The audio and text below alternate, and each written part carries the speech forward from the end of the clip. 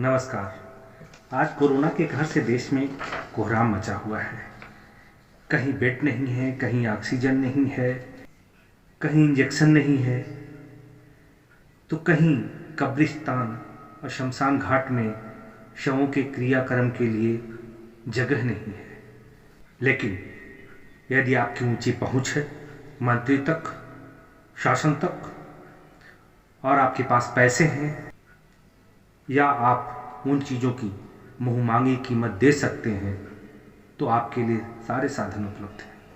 ये मेरा वही देश है जहाँ पर आपने देखा होगा कि मरीज और लाशें ठेले पर ढोई जाती हैं, साइकिल पर ढोई जाती हैं, यहाँ तक कि घसीट कर ले जाते हुए आपने देखा होगा।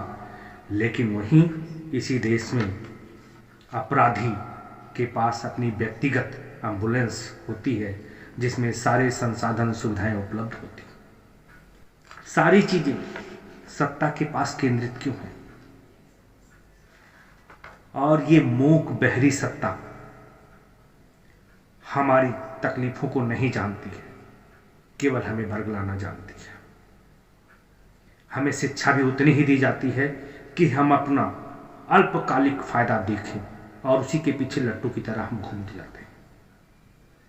इन्होंने हमें सचमुच की शिक्षा नहीं लेने दी, और सचमुच की शिक्षा लेने देते तो आज देश कहां से कहां होता। 74 सालों की तरक्की है कि आज भी हॉस्पिटल में बिस्तरे नहीं हैं, लाशों को ढोने का इंतजाम नहीं है, लेकिन एक अपराधी के पास एम्बुलेंस होती है। इसका अर्थ है कि 74 साल में हमने क्या तरक्की की है, आम जनता के लिए क्या तरक्की हुई है, और एक अपराधी और नेता, विधायक और सांसद के लिए क्या तरक्की हुई है, ये आपने खुद ही देख लिया। हमारे शिक्षा प्रणाली की दुर्दशा है, जैसा कि भी प्रचार होता है बिहार की शिक्षा का, जहां टॉपर कैसे कैसे बनते हैं, उसी तरह से 1989 में श्रीमान ND तिवारी जी की सरकार थी और इन्होंने एक योजना चलाई, सपुस्तक शिक्षा। उस सपुस्तक में था कि 9वीं और 11वीं के बच्चे एग्जामिनेशन हॉल में किताब लेके बैठेंगे, अच्छे लेखक की किताब ले जाओ, सब लिखा लिखा है, और चेक करके आ जाओ, पास हो जाओ। लेकिन उनकी भी सरकार 1989 में ही चली गई और श्रीमान आते हैं मुलायम सिंह। मुलायम सिंह जैसा है कि समाजवादी माने जाते हैं, लेकिन इन्होंने विद्यार्थियों के हित में क्या किया? स्वकेंद्र योजना लागू की। उसमें जितने भी विद्यार्थी हैं अपने ही केंद्र पर परीक्षा देंगे, और इसका नतीजा हुआ नकल माफिया आगे आ गए और नकल कराने की परंपरा हमारे यहाँ शुरू हो गई। 1991 में कल्याण सिंह की सरकार आती है, और कल्याण सिंह की सरकार में जो शिक्षा मंत्री बनाए जाते हैं वह फिजिक्स के लेक्चरर राजनाथ सिंह, और उन्होंने अपने शिक्षकों वाला डंडा चलाते हुए 1992 में एंटी कॉपिंग एक्ट 1992 लागू किया, और जिसके अनुसार नकल के अपराध को एक गैर जमानती अपराध माना गया। और बाबरी मस्जिद का कांड हुआ, उसी में कल्याण सिंह की सरकार चली गई। इसके बाद जब 1993 में चुनाव होता है तो उसमें भाजपा की सरकार नहीं आती है, और साथ ही साथ शिक्षा मंत्री राजनाथ सिंह अपने विरोधी से हार जाते हैं, अपनी सीट नहीं बचा पाते, और दोबारा उस एक्ट को मुलायम सिंह सरकार आते ही कैंसिल कर देती है। ये सब क्यों किया जाता है? क्योंकि लुभावनी चीजें दी जाती हैं। अब इन नेताओं ने हमें शिक्षित नहीं होने दिया, लेकिन थोड़े थोड़े शिक्षित हम लोग हो रहे हैं। और होने के बाद जब नोटा की डिमांड आती है, जब चुनाव की मर्यादा को रखने के लिए हुआ कि वोट जरूर करना चाहिए, तो कुछ लोगों की आपत्ति आई कि मुझे इसमें से कोई पसंद नहीं है, इसलिए मैं वोट देने नहीं जाता हूं। तो 2013 में सुप्रीम कोर्ट को व्यवस्था देनी पड़ी, चुनाव आयोग को बताना पड़ा कि आप एक उसमें ईवीएम में, बैलेट में उपरोक्त में से कोई नहीं नोटा का ऑप्शन लेकर के आए, तो चुनाव आयोग ने पहले तो इसको गधा चुनाव चिन्ह शायद देने की बात हुई थी। लेकिन अगर कहीं भी नोटा का वोट से ज्यादा हो जाता है तो भी अगर 1 लाख नोटा को वोट मिलते हैं, 80,000 एक प्रत्याशी को, 79,000 एक प्रत्याशी को मिलता है, तो 80,000 वाला जीत जाएगा। 1 लाख जो नोटा पर गए हैं वो नहीं जीतेगा।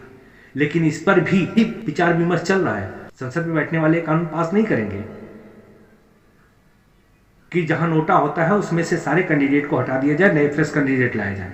ऐसा नहीं है, अभी भी यही है कि जो होगा वही जीत जाएगा ज्यादा वोट वाला।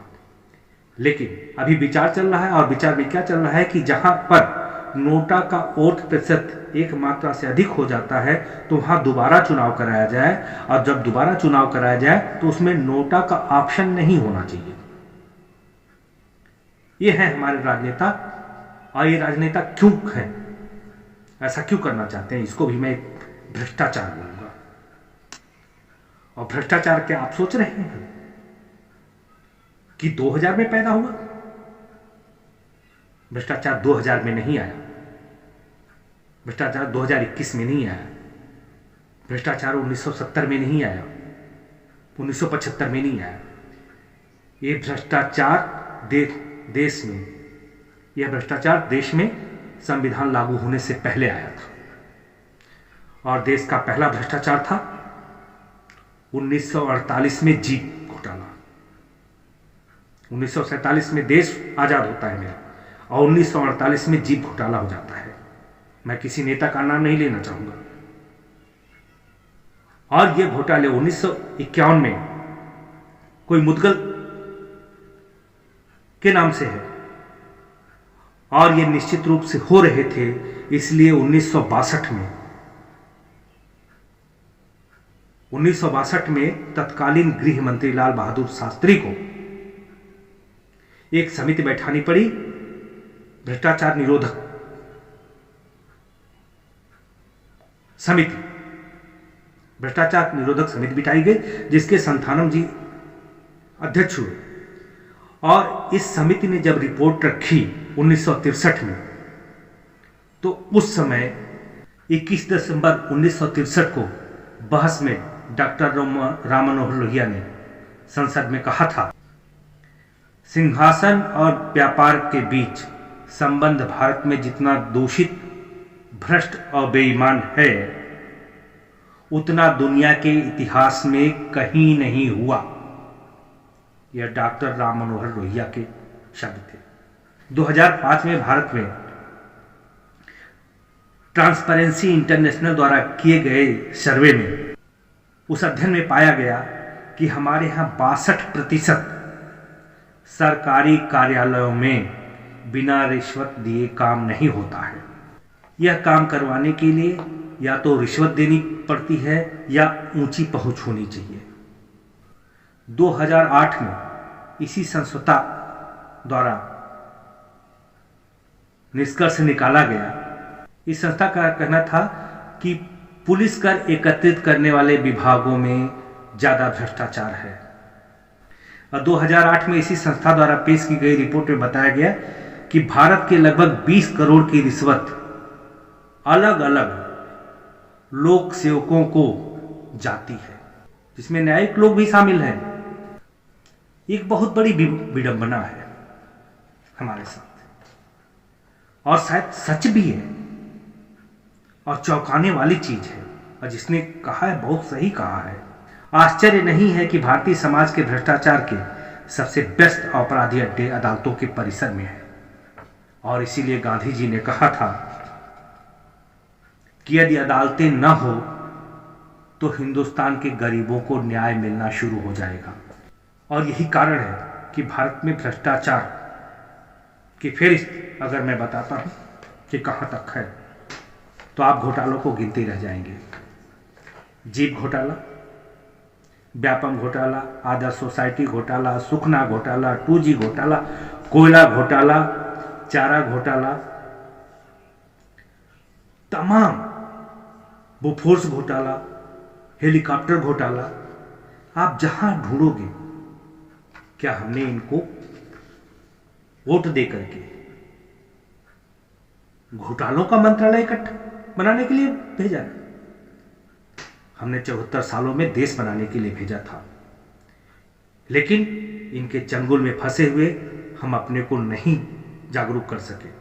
और इस समय आ गया है कि ऐसे भ्रष्ट लोगों को मत आने दीजिए, जो हमें बेड, ऑक्सीजन, इंजेक्शन बिना भ्रष्टाचार के दिला सके। Doctor, ward boy, store keeper, सारे लोगों की जान से खेलने में लगे हुए हैं। ये कौन सी शिक्षा सिखाती है? कौन सा संस्कार है? मैं कहता हूं, आप लोग अब भी सतर्क हो जाइए। ये इनके आगे गिड़गिड़ाने का समय नहीं है। इनकी जान कुर्सी में बसती, इनकी कुर्सी छीन लो, लेकिन कुर्सी, हम छोटी छोटी लालच में आ जाते हैं। कहीं थोड़ी सी जमीन, चाय पानी के पैसे मिल गए। कई लोग मुझसे मिलते हैं, भ्रष्टाचार का पूरा विवरण देते हैं कि ऐसे ऐसे हो रहा है, सारे लोग शामिल हैं, लेकिन ऑन द रिकॉर्ड कुछ भी नहीं करते। मेरे पास कोई सबूत नहीं होता है, और मेरे पास कोई सबूत नहीं होता है कि मैं उसको प्रकाशित कर पाऊं, आप लोगों के समक्ष ले आऊं। आप लोग सतर्क रहिए, अपना ध्यान रखिए। नमस्कार।